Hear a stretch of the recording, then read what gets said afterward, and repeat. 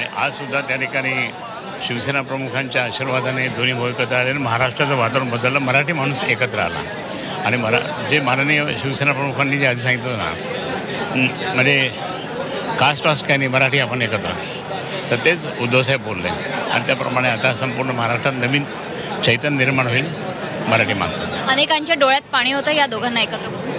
हो, माझं पण तेच होतं. मी तर काल पण बोललो, रोज बोलतो आहे आणि त्यामुळे निश्चितच की खूप चांगलं वातावरण आहे आणि महाराष्ट्रात जे भ्रष्टाचारी सरकार जे आलेलं आहे ना, ते पूर्ण गाडण्याची वेळ आता या ठिकाणी आली. उद्धव ठाकरेंनी तर स्पष्टपणे टाळीसाठी हात पुढे केलेला आहे, जवळजवळ टाळी दिलेलीच आहे. राज ठाकरेंकडनं काय अपेक्षा आहेत तुम्हाला? राज ठाकरेंना वडिलकीच्या नात्याने काय सल्ला द्याल? दोघंही भाऊ एकत्र आहेत, त्यामुळे काही प्रश्नच येत नाही. आता मी दोघांचंही भगवी शाल देऊन स्वागत केलं, दोघांचंही भगवी शाल देऊन स्वागत केलं आणि त्यांच्या कानात मी बोललो राजसाहेबांच्या, जिप्सीला कधी बसायचं? आम्ही जिप्सीला नेहमी बसायचो ना. अच्छा. हां, तर त्यावेळेस ते हसले, बसो.